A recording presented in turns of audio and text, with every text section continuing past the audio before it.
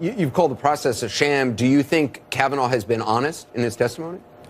I guess the issue is, for me, is that the document release that they've been bragging about, how many thousands of pages they've released, when it comes to the body of his work, it really represents only about 10% of the totality of his documents.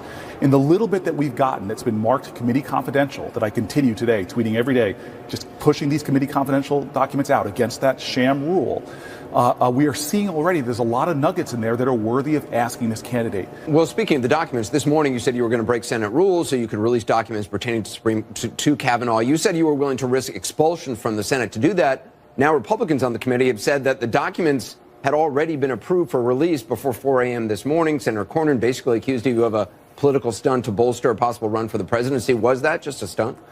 Well, I mean, the amusing thing about that is what Cornyn first said is he threatened me. He threatened me with expulsion, said what I was doing was unbecoming to the office I was holding. It's a deep insult for a senator to give to a senator in an environment with lots of collegiality. He was doing that because last night I broke the Senate rules by reading from that email. And then today, throughout the entire day, this is not just about one email. I've already released over 20 committee confidential documents in violation of what they say are the Senate rules, in which Cornyn said I should be expelled for. So according to Cornyn's rules, it's a lot of talk, a lot of bluster right now. I am breaking the rules. But I was raised and taught that an unjust law, you almost have an obligation to stand against it. So I am violating those laws. I have been doing all day.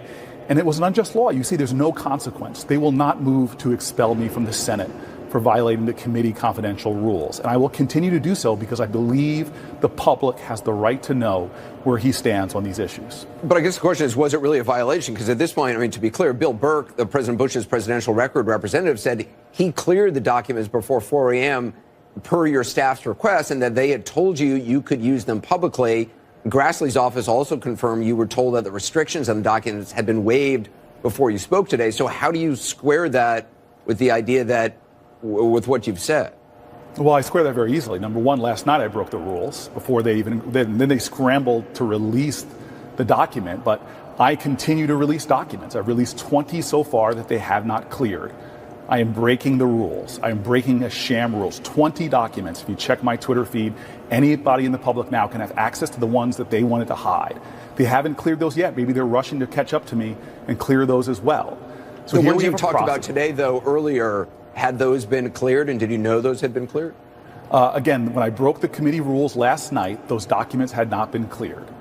At the end of the day, do you have any reason to believe that Kavanaugh is not going to get the votes for confirmation?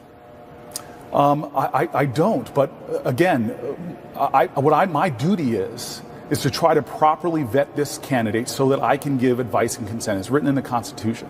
And to properly vet somebody, you should have the fullness of their record. For some reason, the fullness of their record is being hidden from the American public. We only have about 10% of these documents. 90% of his resume is being hidden.